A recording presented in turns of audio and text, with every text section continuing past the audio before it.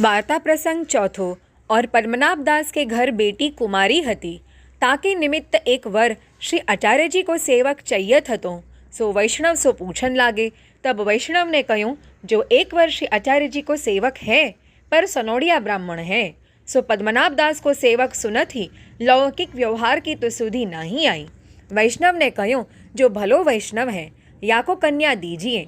तब पद्मनाभ दास ने कह्યું, जो भलो। तब पद्मनाभ दास ने वह वैष्णव को कुमकुम मंगाई, तिलक कियो और कह्યું, मैं बेटी तुमको दे चुक्यों। लगन को दिन तुम पूछो ता दिन ब्याह करूं। विवाह सही करी प्रसन्न होई अपने घर आई। तब बड़ी बेटी एक तुलसा हती, सो ब्याह होत ही विधवा भई। लौकिक पति को मुख नहीं देख्यो, सो श्री मथुरा नाथ जी की सेवा में तत्पर हती।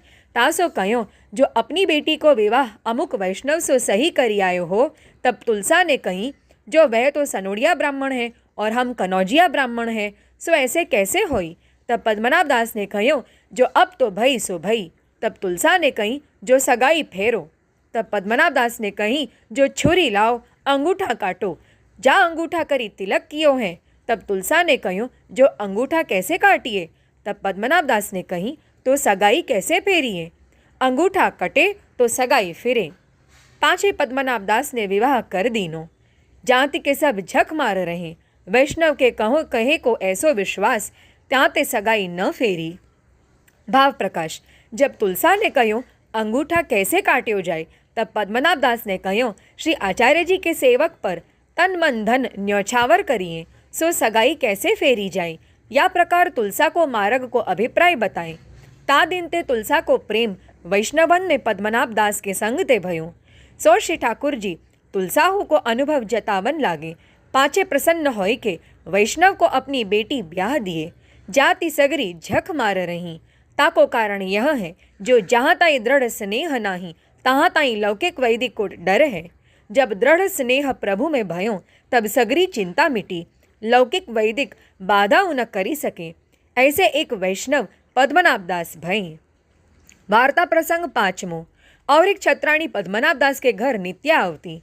तब पद्मनाभ दास की बेटी तुलसा ने एक दिन वासो कह्યું, जो छत्राणी तो नित्य यहाँ क्यों आवत है।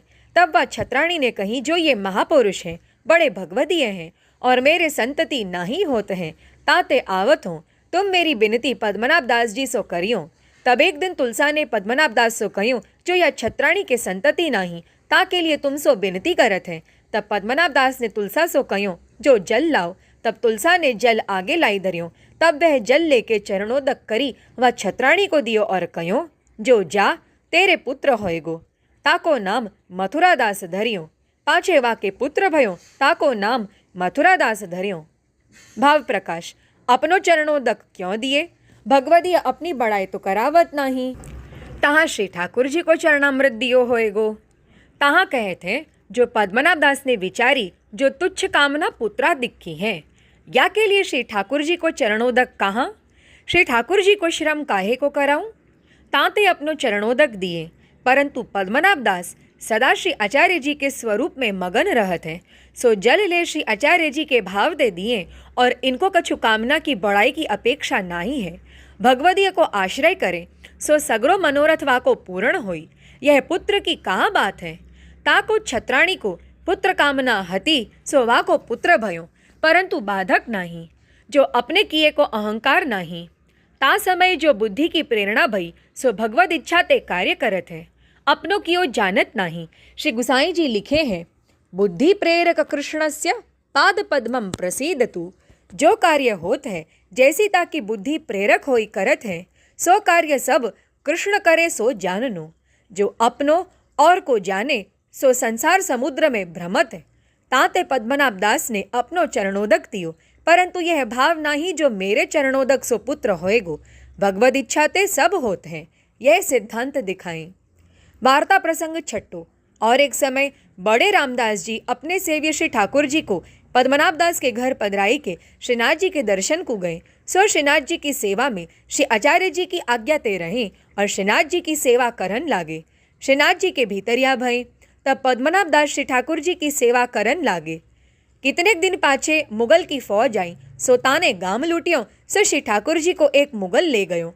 तब पद्मनाभ दास वा मुगल के साथ दिन 7 लौ रहे। જલપાન હું ન કર્યો.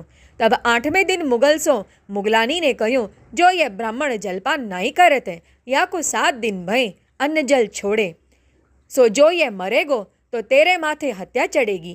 तांते या को देवता है तो तू इनको पाछो दे दे. तब मुगल ने श्री ठाकुर जी पद्मनाभ दास को दीने. सो लेके पद्मनाभ दास अपने घर को आए. ता पाछे आप स्नान કરી શ્રી ઠાકુરજી को पंचामृत करवायो, अंग वस्त्र કરી श्रृंगार કર્યો, रसोई કરી भोग समर्प्यो. पाछे समयानुसार भोग सराय अनौसर कराय. पाछे वैष्णवन को महाप्रसाद लेवायो. पाछे आप महाप्रसाद लियो. और जा दिन श्री ठाकुर जी कन्नौज में मुगल के हाथ पड़े, ता दिन बड़े रामदास जी ने हूँ यह बात जानी. सो ता दिन ते बड़े रामदास जी ने 7 दिन लो भोजन नहीं कियो, पर श्रीनाथ जी की सेवा सावधानता सो करत रहे. यह बात पद्मनाभ दास जी ने अपने घर बैठे ही जानी. सो रामदास जी ने यह बात ऊपर बहुत दुख पायो. यह जानी पद्मनाभ दास श्रीनाथ जी के दर्शन को तथा रामदास जी के मिलिवे को श्रीनाथ जी द्वार गए. सो श्रीनाथ जी के दर्शन किए. पाछे रामदास जी को मिले. तब रामदास जी सो पद्मनाभ दास जी ने कहो, जो हों तो दुख पायो सो तो न्याव है. जो तुम मेरे माथे सेवा पधराए आए, पर तुमने दिन 7 नो प्रसाद न लियो, सो काहे ते. तब रामदास जी ने कहो, जो तुम कहतो सो तो साच, पर मैं बहुत दिन लो सेवा करी है, ताते इतो संबंध तो चाहिए. पाछे कितने दिन रही के पद्मनाभ दास श्रीनाथ जी सो तथा रामदास जी सो विदा होई के अपने घर कन्नौज पाछे आए. पाछे फिर सेवा करन लागे. भाव प्रकाश. या वार्ता में यह सिद्धांत दिखायो, जो पुष्टि मार्गीय वैष्णव के ठाकुर अपने घर पधारे तो भिन्न भाव न राखनो. श्री आचार्य जी के संबंधी जान माथे पधारे जानी सेवा करनी. और रामदास जी के भाव में यह जताएं, जो अपने सेव्य ठाकुर कहीं पधराई निश्चिंत न हो जानो, उनके दुख ते दुखी होनो, उनके सुख ते सुख पानो. यह सिद्धांत प्रकट दिखायो. वार्ता प्रसंग 7मो. बहुरी एक समय पद्मनाभ दास ने बिचारी, जो श्री ठाकुर जी सहित कुटुंब सहित श्री आचार्य जी के दर्शन करिया में श्रीमुख के वचनामृत सुनिए. सो श्री ठाकुर जी सहित कुटुंब सहित अड़ेल कुआए. सो कछुक दिन रहे, पर द्रव्य को संकोच बहुत. ताते श्री ठाकुर जी को भोग समर्पे. सो छोला तली के. सो छोला आछी रीति सो बीन के पहले दिन भिजोई राखे, दूसरे दिन नीकी भांति सो तली के समर्पे. सो या भांति पातरी में 1 मुट्ठी दार की भावना करते, 1 मुट्ठी भात की, 1 मुट्ठी खीर की, सागादिक सबको नाम ले न्यारी न्यारी मुट्ठी धरते. सो श्री ठाकुर जी सगरी सामग्री को भावते अरोगते. या प्रकार नित्य करे. पाछे एक दिन एक वैष्णव श्री आचार्य जी सो सब यह प्रकार कहो, जो महाराज पद्मनाभ दास श्री ठाकुर जी को या भांति सु छोला समर्पे हैं. सो एक दिन श्री आचार्य जी भोग समर्पे की बिरिया पद्मनाभ दास के घर पधारे. सो पद्मनाभ दास सो पूछे, जो यह ढेर न्यारी न्यारी क्यों है. तब पद्मनाभ दास ने कही, यह दार है, यह भात है, ये खीर है, यह कड़ी है, ये सागादिक है. या प्रकार सब ढेर की सामग्री बताई. तब श्री आचार्य जी महाप्रभुन को हृदय भरी आयो और जानियो, जो या के द्रव्य को संकोच है, ताते यों करत है, परंतु द्रव्य को उपाय नहीं करत है, बड़ो धैर्य राखत है. ताते या के ऊपर श्री ठाकुर जी बड़े प्रसन्न हैं. पाछे श्री आचार्य जी घर पधारी भोजन किए और श्री अक्का जी सो कहें, जो पद्मनाभ दास के घर द्रव्य को बहुत संकोच है, सो छोला नित्य श्री ठाकुर जी को धरत है. तब श्री अक्का जी ने संध्या समय सगरी सामग्री सिद्ध करी एक वैष्णव के हाथ पटाई. तब तुलसा ने पद्मनाभ दास सो कहो, जो श्री आचार्य जी के यहाँ तक सामग्री आई है. तब पद्मनाभ दास ने कहो, हम जाने अब हमको काढ़ीवे को उपाय करत है, जतन सो धरी राखो.